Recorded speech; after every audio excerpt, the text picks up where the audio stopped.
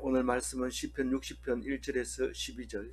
다윗이 교훈하기 위하여 지은 믹담, 인도자를 따라 수산 에두스에 맞춘 노래. 다윗이 아람 나하라임과 아람 소바와 싸우는 중에 요압이 돌아와 에돔을 소금 골짜기에서 쳐서 12,000명을 죽인 때에 하나님이여 주께서 우리를 버려 흩으셨고 분노하셨사오니 사오나 지금은 우리를 회복시키소서. 오늘 이 시편 60편을 읽을 때 1절에 표제로 되어 있는 이 말씀은 무슨 말인지 잘 모를 수가 있습니다. 왜냐하면 다른 성경에도 그렇게 자세하게 나와 있지 않기 때문에 이것이 그냥 유추만 할 뿐이지 정확하게 어딘지는 잘 모릅니다. 그러나 오늘 이 이야기는 분명히 배경이 있습니다. 아람 나하라임과 아람 소바와 싸우는 중에 에돔 골짜기에서 이길 때 이런 말입니다. 그러니까 이 전쟁은 우리는 똑같은 전쟁이 두 번 일어날 거라고 일어날 수도 있겠지 뭐 이러지만 사실은 똑같은 일이 두 번 일어나는 일은 거의 없습니다. 그러면 이것은 분명히 어떤 데를 말하고 있느냐 하면 역대상 19장 6절과 사무엘하 10장 6절 이 두 절이 같은 말인데 병행 구절인데 같은 이야기를 이렇게 조금 다르게 적어놓는 거죠. 그거를 한번 두 개를 읽고 이 배경을 우리가 봐야 될 것입니다. 읽어봅니다. 역대상 19장 6절. 암몬 자손이 자기가 다윗에게 믿게 한 줄 안지라 한운과 암몬 자손은 더불어 온 1000달란트를 아람 나하라임과 아람 마아가와 소바에게 보낸 병거와 마병을 쌍내대. 이어서 읽어봅니다. 암몬 자손들이 자기들이 다윗에게 미움이 된 줄 알고 암몬 자손들이 사람을 보내어 벳르홉 아람 사람과 소바 아람 사람의 보병 2만 명과 마아가 왕과 돔 사람 12,000명을 고용한지라. 당연히 사무엘 하가 먼저 적혀 있고 역대상은 나중에 적혀 있습니다. 제가 순서를 지금 바꿔놔서 그런데 사무엘 하는 아직 이스라엘이 망하기 전에 기록했다고 많은 학자들이 그렇게 봅니다. 왜냐하면 망한 이야기보다는 역사를 그대로 기록하려고 애를 쓴 걸 보면 알 수 있습니다.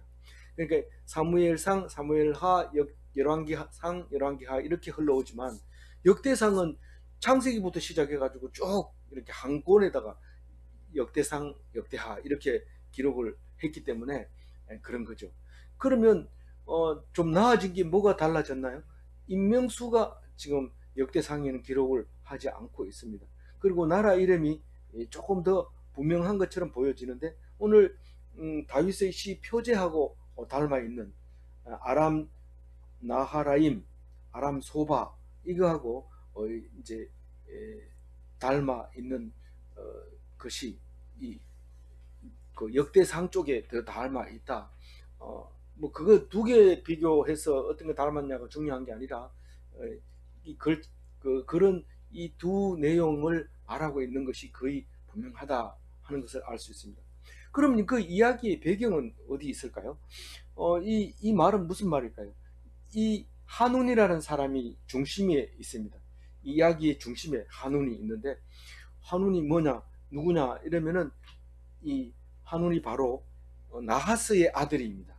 나하스의 아들인데 나하스가 다윗이 조문객을 보낼 때 나하스가 죽고 한운이 왕이 되었을 때 어린 한운이 왕이 됐을 때 이 다윗이 나하스에게 은혜를 입은 것 때문에 한운에게 조문객을 보냅니다. 근데 이 한운의 부하들이 그 이스라엘에서 온 유대에서 온 사람들이 간첩이라고 이렇게 말함으로써 한운이 그냥 너무 제정신 제대로 정신의 이성을 차리고 있지 않은 상태에서 그냥 그 조문객을 갖다가 아주 망신을 줘버립니다. 엉덩이를 옷을 이렇게 찢어가지고 볼기짝에 그쪽에 옷을 다 찢어버리고 수염을 싹 밀어줘버리고 이렇게 해서 보냅니다. 그래서 그 소식을 이제 다윗이 듣고 오지 말고 그 여리고 있는 그쪽에서 수염을 자랄 때까지 기다려라. 사람들 들어오면 그 창피하니까 수염 자랄 때까지 기다려라. 이 사람들은 수염을 짧게 깎으면 아주 큰일, 아주 창피한 거거든요. 그래서 수염을 기를 때까지 해서 데리고 오게 됩니다. 그럴 때 이제 다윗이 뭐 그런 거 그냥 놔둘 리가 없죠. 뭐 용서해 주든지 아니면 박살 내든지 둘 중에 한 가지입니다. 그런데 한운이 가만 생각해 보니까 암만 생각해 봐도 잘못된 것 같아. 그래가지고 용병을 사는잖아요. 용병을 얼마 주고 사세요? 온 1000달란트입니다. 1000달란트면 대단한 거죠. 무게로 1000달란트라고 할 것 같으면 그 34kg이 1달란트니까 엄청난 양인데 이거를 주고 용병을 샀습니다.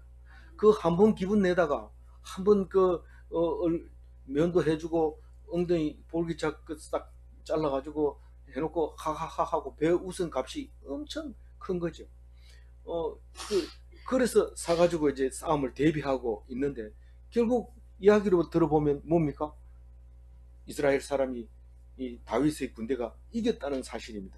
12,000명을 이제 어디에서 죽여요? 에돔 골짜기, 소금 골짜기, 염해 골짜기에서 염곡에서 이제 죽이는 이야기가 나옵니다.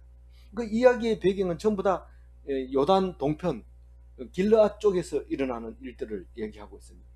이게 아람은 저기 페트라에서부터 시작해서 저쪽이 다메섹까지 그 요단 동편은 전부 다 아람이 차지할 때도 있었고 지금 이 이야기의 배경으로 봐서는 아람은 더 위쪽에서 아직 성장하지 않고 있을 때 이야기일 가능성이 많거든요. 그렇게 이제 되는 그 사이인데 도대체 우리는 이그 나하스가 도대체 어떤 은혜를 다윗에게 줬느냐? 그것은 성경에 잘 안 나와 있지만 시대적으로 거슬러 올라간다면, 그러니까 이게 일어나는 일과 성경이 기록된 일이 시간적으로 앞뒤가 막 바뀌어도 괜찮다고 생각하면은 언제냐면 압살롬에게 피해 가지고 도망갔을 때 나하스가 도와주는 이야기가 있습니다. 나하스가 도와줘서 김함이라는 사람이 따라오게 되죠. 그 마하나임에 갔을 때 그 반역이 진압이 되고 되돌아올 때 그 사람이 김함을 내가 이제 가서 뭐 하겠나 그래서 이제 보내주는 그런 사건이 있을 때 그때 나하스가 이제 와서 도와줍니다. 근데 자세하게 읽어보면 나하스는 그 왕의 이름을 말하고 있는 게 아닌가, 사람이 아니고 그런 느낌도 들어요.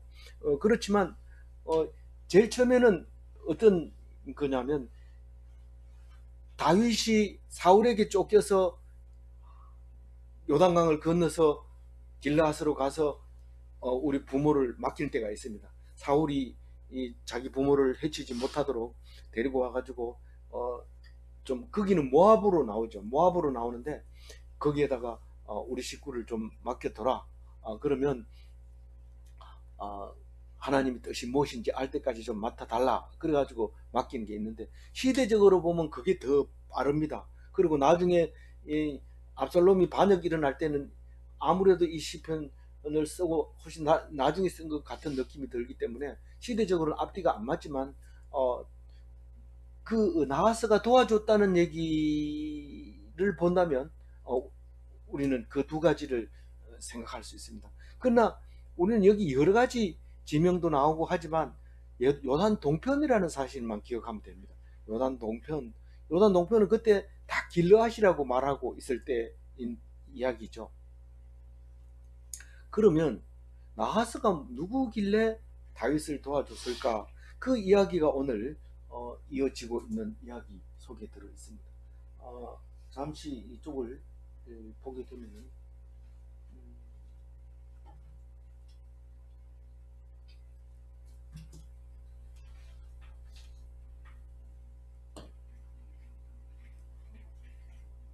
예, 글자를 보면은 이쪽을 보세요. 이 칠판을 보면은 나하스가 여기 있어요. 나하스.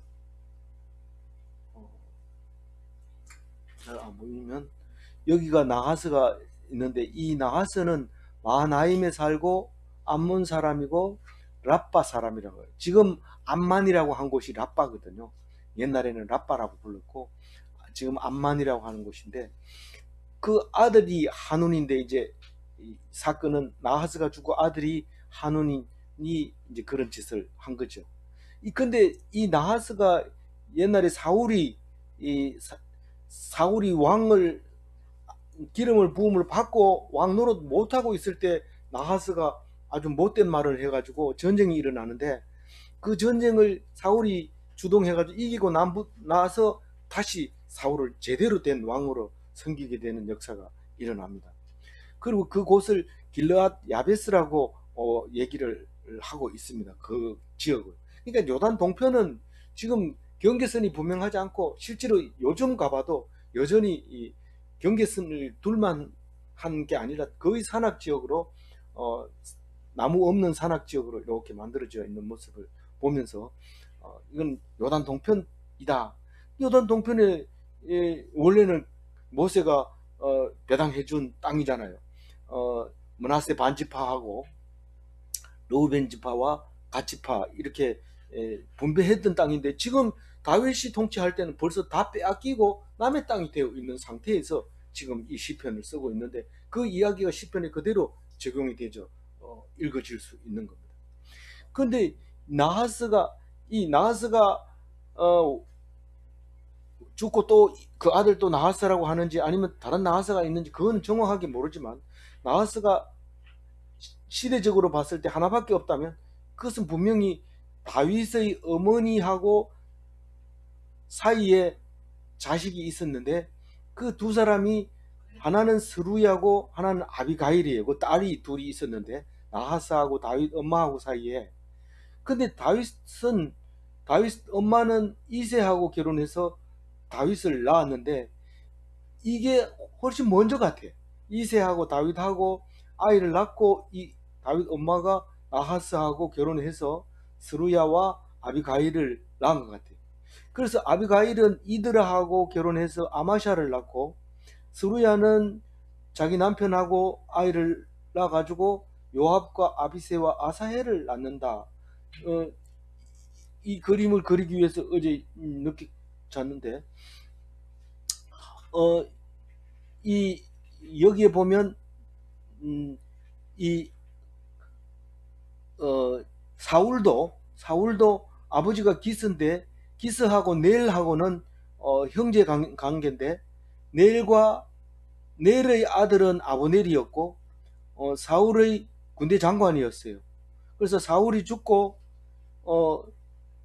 난 다음에 아브넬하고 요압하고 장난치다가 아브넬이 아사헬을 죽여버립니다.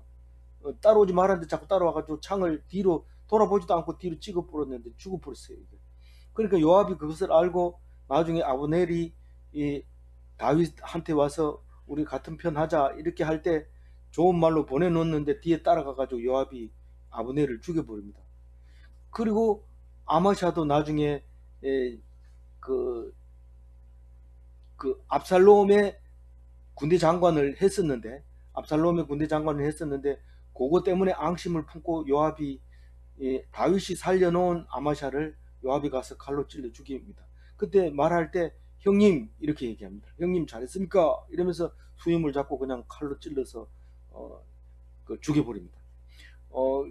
그럼으로써 이 요압이 나중에 솔로몬에게 죽임을 당하죠. 다윗이 유언을 남겨서 요압을 그냥 제명해 죽지 못하도록 해라. 그래서 죽게 됩니다. 이 아비새는 나중 맨 처음에 사울이 잠자고 있을 때 물병을 가지고 올 때 이 아비새하고 다윗하고 가가지고 그 물병하고 뭘 가져옵니까? 두 가지를 가지고 와서 이 아브넬 보고 다윗이 뭘 하죠? 네가 사울을 지켜야 되는데 왜 못 지키고 있느냐? 여기 물병을 봐라 이러면서 야단치는 이야기가 나옵니다. 이게 결국은 집안 얘기죠. 오늘 집안 얘기인데 어, 그런 얘기 중에서 이 다윗은 나하스에게 은혜를 입었다 하면 입을 수 있는 겁니다. 그래서 이 나하스에게 그냥 나하스가 죽고 한운이 왕이 됐다 그건 모르겠다 이러고 가만히 있을 형편이 아닙니다. 그래서 오늘 시편을 썼다고 얘기를 하고 있는 거예요. 그런데 뭐라고 씁니까? 첫 절부터 보면 하나님이여 주께서 우리를 버려 흩으셨고 분노하셨사오나 지금은 우리를 회복시키소서. 무슨 말입니까? 원래는 그 땅이 우리 모세가 우리에게 분배시켜준 땅 덩어리 아닙니까? 그것을 흩으셨다 이 말은 다 딴 사람이 가져가 버리고 없다는 얘기예요. 지금 이스라엘 땅이 아닙니다. 그러니까 그건 우리가 하나님을 안 믿음으로써 분노하셔서 그렇게 흩어버린 거 아닙니까? 그러니까 이거를 회복시켜 달라고 기도하는 노래입니다. 2절 읽어볼게요. 주께서 땅을 진동시키사 가라지게 하셨사오니 그 틈을 기우소서. 땅이 비우니 그러니까 왜 이 갈라놓은 거를 요단강 때문에 갈라놨다 그래. 나중에 이쪽에 모세가 두 지파 반을 요단 동편에 분배해주고 나머지 이 땅을 정복할 때도 사람들이 다 건너가서 한꺼번에 다 정복한 다음에 요단강을 건너게 하잖아요. 건널 때 이미 예상할 수 있었죠. 이 요단강을 건너가면은 우리하고 다른 신을 믿을까봐 염려하고 있는데 아니나 다를까 가자마자 거기다가 이 재단을 탁 만드니까 이쪽 편에서 왜 재단을 만들었느냐, 너희들이 우리하고 같은 건데 왜 재단을 만들었냐, 그러니까 우리 후손들이 잊어버릴까봐 이쪽을 향해서 기억하라고 재단을 만들었다. 그래서 그러냐 이러고 이제 화해하는 장면이 나옵니다.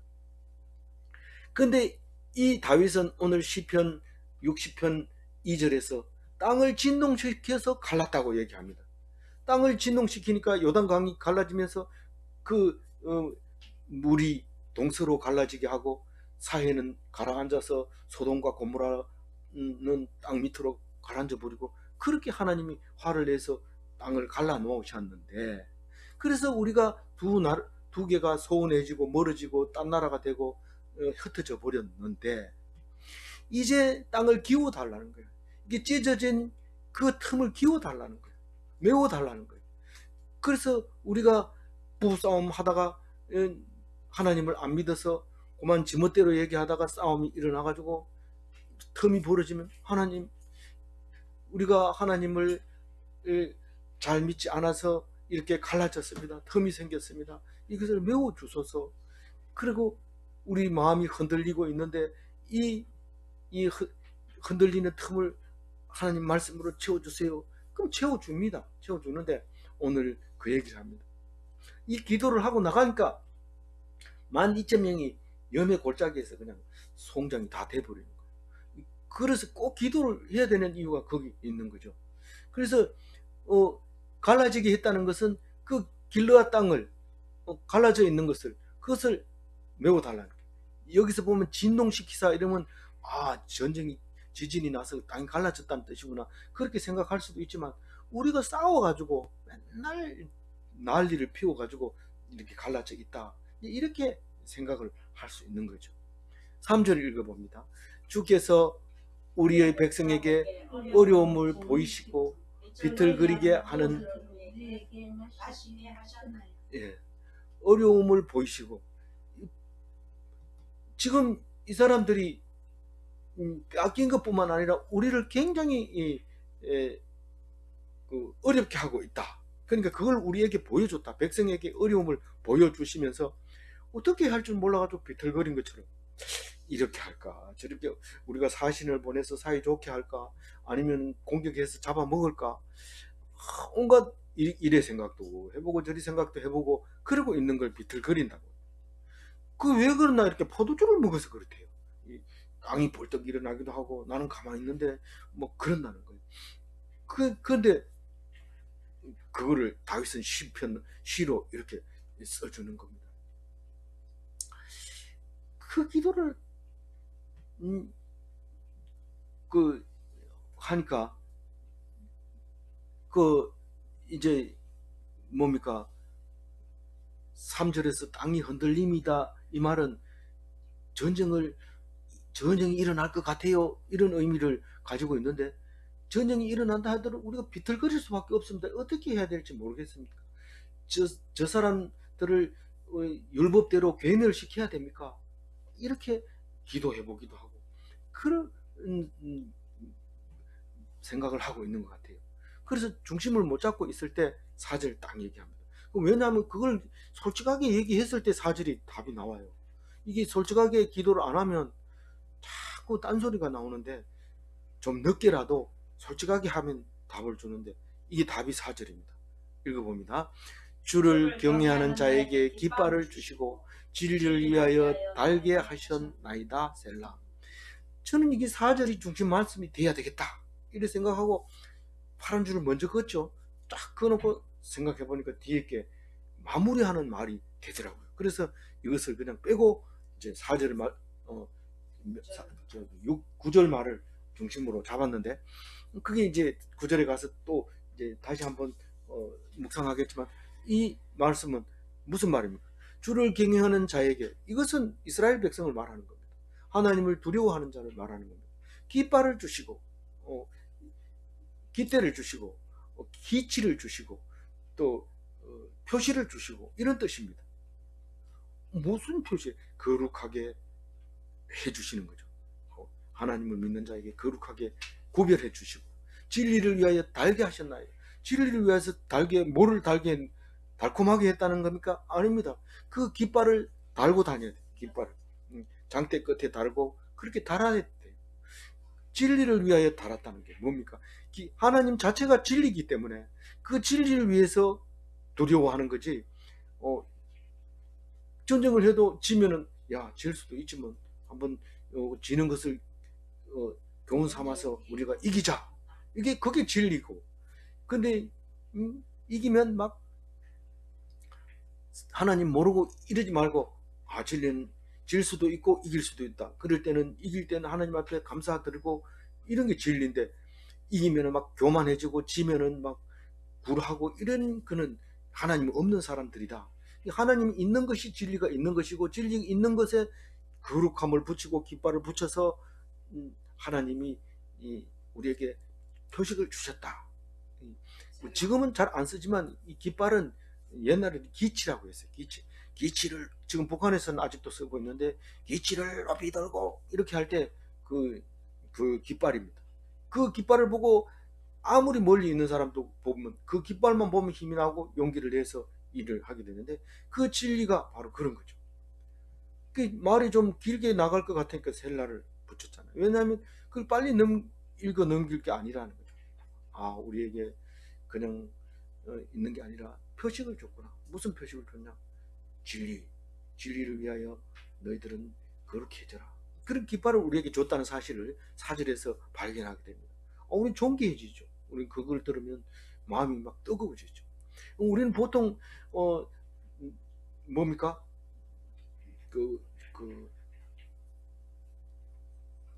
목적이 이끄는 삶 이래가지고 목적을 먼저 세워놓고 거기에 따라서 살아가고 있는데 그 목적이 잘못됐으면 안 사는 게 훨씬 나아요. 근데 그 목적이 바로 하나님의 진리가 돼서 그것을 향해서 달려가는 사람들이라는 것을 말해주고 있습니다. 5절 읽어봅니다. 주께서 사랑하시는 자를 건지시기 위하여 주의 오른손으로 구원하시고 응답하소서. 갑자기 사랑하는 자를 이렇게 사랑하시는 자를 하나님이 사랑하는 자를 이런 말입니다. 그 뭐가 생각이 나요? 예수님이 생각나잖아요. 이는 내 사랑하는 자라, 내 기뻐하는 자라. 그렇게 말할 때 그 사랑하는 하나님은 이스라엘을 사랑하는 거예요. 이스라엘 하나님이니까 그 사람을 어떻게 하기 위해서? 건지기 위하여 주의 오른손으로 구원하시고 응답하소서. 하나님께 그렇게 부탁을 하면 그 응답이 옵니다. 그렇게 기도하면 응답이 옵니다. 어떻게 옵니까? 6절처럼 옵니다. 6절 읽어봅니다. 하나님의 거룩하심으로 말씀하실 때 내가 놀리라. 내가 세겜을 나누며 숫꽃 골짜기를 청량하리라. 지금 8절까지 노래하고 있는데 말씀하시는데 그게 딴 얘기가 아니고 그러니까 길앗 땅, 그러니까 요단 동편은 전부 내 땅이다. 내 땅이다. 다시 말해서 이스라엘의 거룩한 가나안 땅, 약속으로 물려준 땅이다라고 지금 얘기하고 있는 겁니다. 하나님이 그의 거룩하심으로 말씀하시되, 하나님이 거룩하니까 우리는 어떻게 해야 돼요? 우리도 거룩해야 돼요. 왜냐하면 하나님 백성이기 때문에 우리에게 거룩한 땅이 되는 거예요. 거룩한 기업이 되는 거예요. 그게 거룩한 유산이 되는 거예요.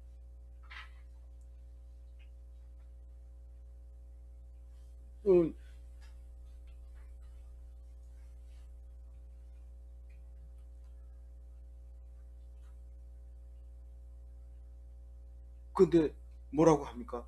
제일 첫 번째로 세겜을 나누며 이랬습니다. 세겜은 어떤 땅입니까? 단과 브엘세바 사이에 딱 중심이 되는 곳입니다. 돈을 주고 샀다고도 하고 할례를 시켜놓고 다 죽여버렸다 하기도 하고, 거기서 와가지고 믿음을 그 제사를 지냈다고도 하고, 그런 이 세겜이 중요한데 그게 중심이 바로 단과 브엘세바의 중심, 이스라엘의 가운데 땅입니다. 그게 당연히 그 세겜에서 이렇게 각 지파별로 나누어졌다 하는 느낌을 우리에게 주려고 하는 거죠. 숫꽃은 어떻다고요?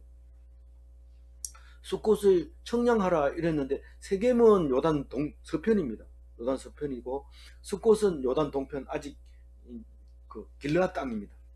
이 숫꽃 이러면 야곱이 이 에서에게 형님 내가 곧 따라갈게요 이래 놓고는 안 따라가고 이쪽으로 서쪽으로 건너 올라오고 숫곳에서 양우리를 지었던 그곳이 아닙니까? 이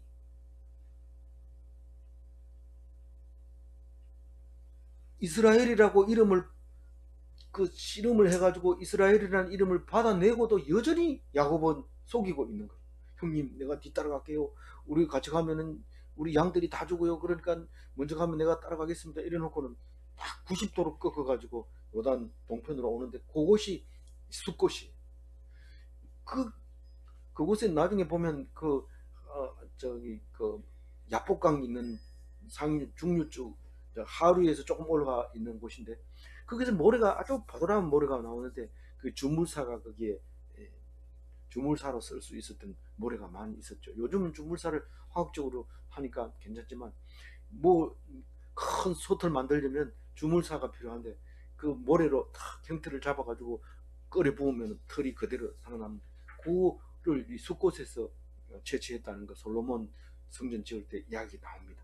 하여튼 그것도 이제 하나님의 거룩한 땅이고 길르앗도 내 땅이다. 17절 읽어봅니다. 므낫세도 내 것이며 에브라임은 너의 투구요 유다는 나의 규이며. 그 길르앗 요단 동편은 므낫세가 이쪽 반은 차지하고 한 반은 서쪽을 차지하고 이랬던 거잖아요. 그 길르앗이라는 이름 자체가 므낫세의 아들 마길의 아들 길르앗입니다. 그러니까 그냥 간단하게 얘기하면 므낫세의 손자가 이름이 길르앗인데 실제로는 그렇지 않습니다. 그 중간에 몇 대를 거쳐서 그렇게 내려가게 된 겁니다. 그러나 말을 할 때는 그렇게 해도 되는 건 그렇게 기록하기도 하고요. 그러니까 이게 므낫세 땅이었다. 길앗 이렇게 얘기하면서 므낫세도 내 땅이라 하는 것은 동서로 다 되어 있는 거 전부 다 내 땅이다. 동쪽이나 서쪽이나 전부 내 땅이다. 에브라임은 므낫세하고 두 형제죠. 누구의 아들이에요? 요셉의 아들이잖아요. 지금 점심 금방 먹어서 생각이 잘 안 나요? 이 에브라임은 특별히 북이스라엘의 대표입니다. 그래서 여기서 말하는 것은 에브라임은 내 머리에 투구요 이러면 북쪽에 있는 든든한 방패가 투구잖아요. 그러니까 위에 있는 투구. 그래서 북이스라엘이 망할 때 에브라임아 에브라임아 하면서 애통해 하는데 그게 북이스라엘의 대표가 되기 때문에 그렇습니다. 실제로 장자권을 에브라임이 물려받은 거나 마찬가지죠. 유다는 뭐라고 그랬어요? 유다는 규라고 했잖아요. 왕을 얘기하고 있는 건데 이 유다에서 남북의 대표가 나오고 영원한 왕위가 가진 그 유다에서 나온다. 앞으로 예수도 거기서 나온다. 이 말을 여기서는 안 했을 뿐이지 그런 의미를 내포하고 있는 거예요. 예수님이 올 때 영원한 규를 가진 그 왕이 올 거다. 이렇게 얘기를 하잖아요. 8절 읽어봅니다. 모압은 나의 목욕통이라 에돔에는 나의 신발을 던지라. 블레셋은 나로 말미암아 외치라 하셨거든. 거기 모압에서 우리가 사실은 까타면 가나안 요단강 건너지 않을 뻔했어요. 모압에서 온갖 음모 술수를 써가지고 망하게 해달라고 바알 보올에게 발람이 제사 지내고 온갖 그 오래 있었으면 거기에 그 여자들이 하고 같이 있다가 그만 싹 망할 뻔했는데 그래도 정신을 차리고 살아나온 것은 꼭 세탁한 것 같아. 목욕통 같아. 모압은.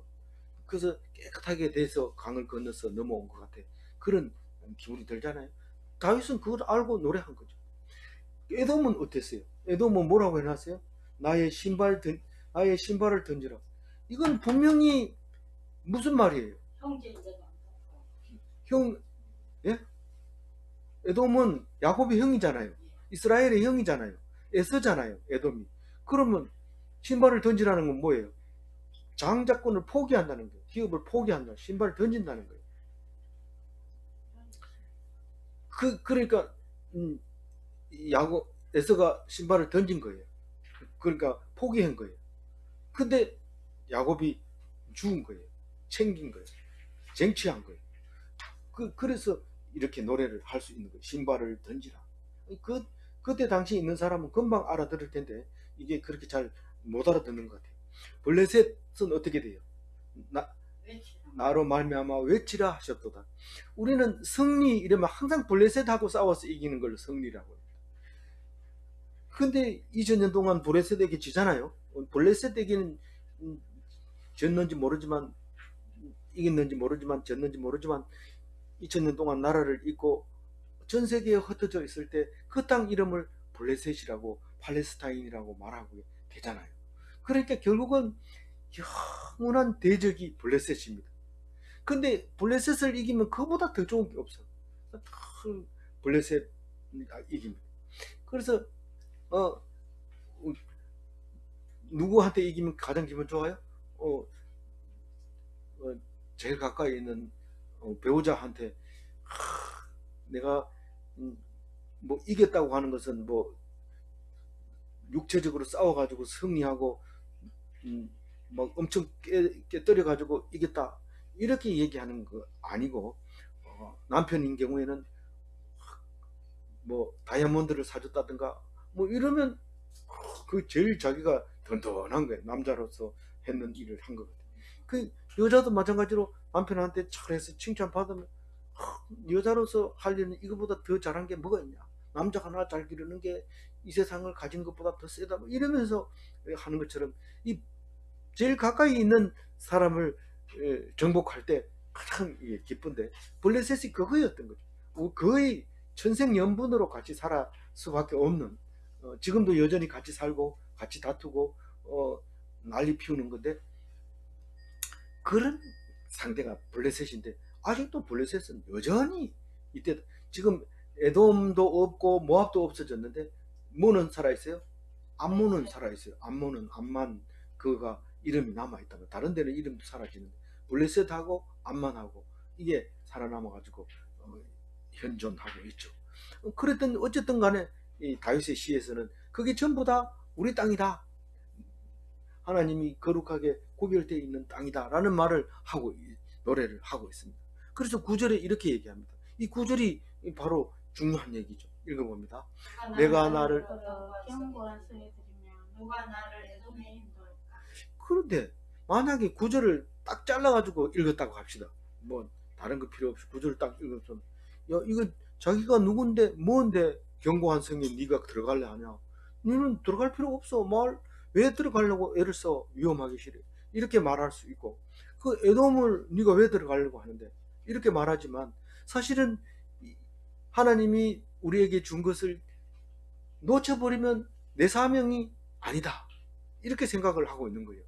그래서 구절은 나를 부르는 것 같아. 다윗이 나를 하나님이 내가 이제 너에게 잃어버렸던 땅을 내가 다 차지하게 해줄게. 그리고 같은 나라인데 왜 나눠 가지고 이렇게 사느냐 이렇게 하는 말씀으로 들리니까 이 9편 9절의 말씀을 노래하는 거죠. 내가 너에게 영원한 기업으로 준 거야. 그러니까 너는 지켜야 돼. 이런 소리가 들리니까 누가 나를 이끌어서 저 견고한 성읍에 들이며 누가 나를 에돔으로 인도할까? 이런 노래를 하게 되는 거죠. 그게 무슨 뭐 원래부터 뭐 부모 잘 만나가지고 좋은 땅 살겠지. 뭐 지는 지 땅 살고 내는 내 땅 살고 없으면 없는 대로 살고 있으면 먹고 이런 그렇게 할 줄 알았는데 기도를 해보니까 내가 그것을 차지하는 것이 하나님이 영광 받는 거고 기뻐하시는 다는 것을 알게 됩니다. 우리가 성경 말씀을 듣고 야 참 좋은 말씀이다 진리다 그리고 내 혼자 듣고 내 혼자 천국 가고 내 혼자 하늘나라가 임하면 좋을 것 같지만 그러나 그렇지 않는 사람들에게 말씀을 전해야 된다는 생각이 탁 드는 순간 그것을 내가 열심히 할 때 하나님이 영광 받으신다는 사실을 알게 됩니다. 우리 진리에다가 표시를 해놨잖아요. 요거는 너희들 거 그러니까 이건 반드시 전해야 될 거 하고 표시를 해놨어요. 기치를 꼽아놨어요. 그 꼽아놓은 표시를 인식하는 순간 딱 9절이 노래를 하는데 10절 한번 읽어봅니다. 하나님이여 주께서 우리를 버리지 아니하시었나이까. 하나님이여 주께서 우리 군대와 함께 나아가지 아니하시나이까. 제가 하늘색으로 글자를 바꿔놓은 이유가 이 다윗의 시에는 삼위일체가 항상 같이 있는 것을 볼 수 있어요. 항상 같이 있는 건 아니지만 삼위의 하나님이 다윗의 시에서 나타났던 거예요. 그래서 나중에 바리새인은 그걸 발견 못합니다. 아니 바리새인도 못하는 거를 네가 어떻게 알고 전중함이 어떻게 알고 성경에서 그걸 발견했다 그러냐. 예수님이 얘기해 주니까 알죠. 그게 예수님이 하나님의 아들이라니까 그러면 네가 다윗보다 크냐? 다윗의 후손으로 와서 다윗보다 크냐? 다윗이 그렇게 얘기했다. 주님께서 그렇게 얘기하는 걸 들어볼 때 이것은 뭐 쉽게 읽으면 됩니다. 하나님 주 이러면 읽으면 되는데 하나님과 주가 어떻게 우리와 함께 해줬다. 하나님을 보지도 않고 네가 뭐 있다고 하느냐? 하나님 우리에게 힘을 주는 것이 그분이 성령입니다. 그분이 우리의 주님이다.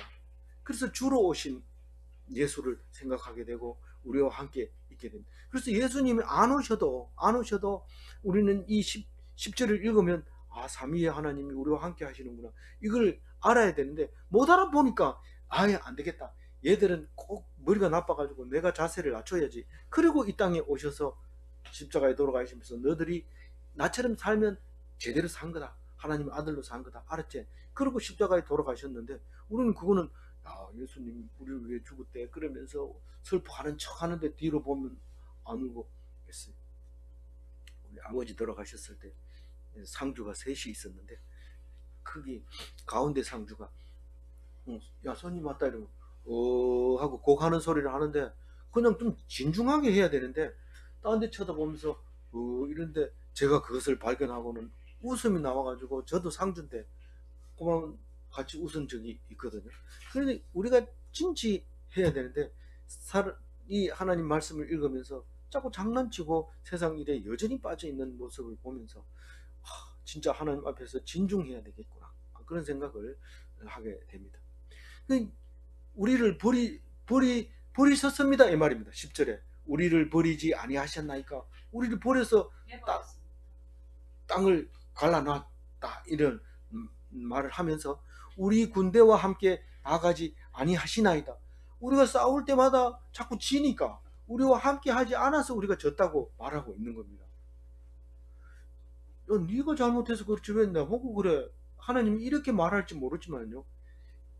이 11절 한번 읽어보세요. 뭐라고 하는지 다윗이 그걸 보면 대적과 대적을 지게 하소서. 예, 사람의 구원은 헛됨이에요. 사람을 의지하고 가서 이겼는데 또 그 사람들이 와가지고 뺏어가는데 그러면 사람의 힘으로 되겠습니까? 하나님이 우리를 도와주셔야 되지 우리가 힘으로는 안 됩니다. 그리고 하나님께 맡기는 모습이 나오잖아요. 11절에 하나님이 함께 안 해주고 있다는 말의 증거가 바로 여기 있는 거예요. 11절에 있는 거예요. 우리는 사람을 믿고 싸워서 억지로 이겼는데 돌아보면 졌더라고요. 그러니까 하나님이 도와주지 않으면 우리는 이게 헛겁니다. 헛됩니다. 그래서 우리를 도와서 대적을 쳐달라고 얘기합니다. 그러면 이건 반드시 이겨야 된다는 게 아니라 저도 하나님이 도와주신 거고 다음을 위해서 이겨도 하나님이 도와준 거니까 잘 지켜야 되는 거고 그런 거죠. 그러니까 엄청나게 우리는 시편을 읽을 때 천차만별로 있구나 이렇게 말할 수가 있는 거죠. 마지막 절 12절 읽어봅니다. 우리가 하나님을 의지하고 용감하게 행하리니 그는 우리의 대적을 밟으실 이심이로다. 우리가 이제 이 11절을 기도하고 나면 갑자기 힘이 생기는데 용감하게 나가 싸울 수 있어요. 하나님을 의지하고 우리는 나간다. 근데 왕의 명으로 싸우겠다 이런데 싸우다 보면 왕이 없어요. 화살에 맞아서 마차에 실려 가버리고 없어요. 그러면 꽁지야 나 살려라 하고 도망오죠. 꽁지야 나 살려라 그런 말은 안 하지만 꽁지 빠지게 도망치죠. 예. 꽁지가 빠지면 짐승이 돼버리잖아요. 근데 하여튼 꽁지 빠지게 달아나는 거예요. 근데 하나님을 의지하면 그럼 믿음대로 되는 거예요. 용감하게 가서 죽으면서도 하나님을 위해서 그리고 이 땅을 위해서 내가 죽었다고 기록해놔라 이런데 그 사람 기록 안 해놔도 다 기록합니다. 딴 사람이. 그래서 그는 우리의 대적을 밟으실 이심이로다. 밟으실 이가 사람인데 까만색 칠해야 되네요. 그는 우리의 대적을 밟으실 이 누굽니까? 하나님이라. 그분이 하나님입니다. 우린 그분이 밟으면 그게 대적이었고 안 밟으면 대적이 아닌 거. 희한해요. 성경을 읽어보면 희한한 말이에요. 그래서 기도하고 시편을 읽은 사람은 힘을 얻습니다. 저 사람은 무슨 믿는 구석이 있어서 저렇게 힘을 쓸까? 딱 있는데 딴 구석이 아니고 성경 말씀 읽는 그래서 그것을 믿는 구석이 딱 있는 겁니다. 그래서 믿는 구석이 있는 사람은 어디 가도 당당합니다. 앉아가지고 있는 것도 보면 쪼그려 앉지 않고 딱 이렇게 다리를 떡 벌리고 어깨 힘 딱 주고 앉는데 믿는 사람 없는 사람 쪼그려 앉아 주문 먹고 감사합니다 이러고 얻어먹고 이러는데 믿는 사람은 탁 이렇게 당당하게 얻어먹고 그리고 큰소리 한번 치고 없어서 얻어먹으면서 나는 지금 얻어먹지만 앞으로 너희들이 나한테 얻어먹을 거다 이러고 큰소리 치면서 딱 큰 그릇 맡아가지고 자기 혼자 딱 먹는 이게 성경 말씀 아니고는 할 수 없는 그런 힘이죠. 정리하면 이렇습니다. 주적이 없으면 자연인입니다. 그게 뭔 말이냐? 기독인은 영원한 기업에 달린 깃발을 향해서 달립니다. 그것을 위해서 달리다 보면 주적이 생기기도 하고 그런 거죠. 주적을 만나기도 하고 그것을 방해하는 것은 모두 주적이 되는 거죠. 그 영원한 기업이 깃발 꼽힌 그 기업이 뭡니까? 말씀이잖아요. 말씀을 우리에게 주셨으니까 이 말씀을 붙들고 계속 해요. 어떤 때는 실수하기도 하고 어떤 때는 말도 안 되는 얘기를 적용해가지고 막 이렇게 위로를 삼다가 그게 아니구나 이러면서 또 돌아서고 또 발견하면 그것을 매진하고 이렇게 하잖아요. 그게 우리 기독인들의 삶이지 꼭 완벽합니까? 그러면 하나님이죠.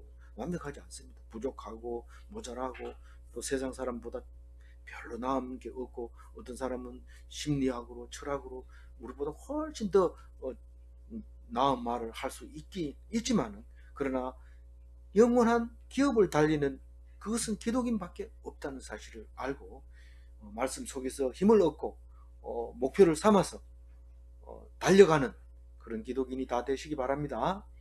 기도하겠습니다. 하나님 감사합니다. 오늘 시편 60편 속에서 우리에게 주신 땅, 잃어버린 땅, 차지하지 못하고 있는 것 그것을 당당하게 찾을 수 있도록 하나님께 기도하며 그 땅을 찾아서 결코 12,000명이 아니라 그보다 더 많은 사람들을 죽이고 그 땅을 차지할 수 있도록 힘을 주시고 용기를 주시고 도와주시옵소서. 감사하옵고 우리 주 예수 그리스도 이름으로 기도 올리옵나이다. 아멘.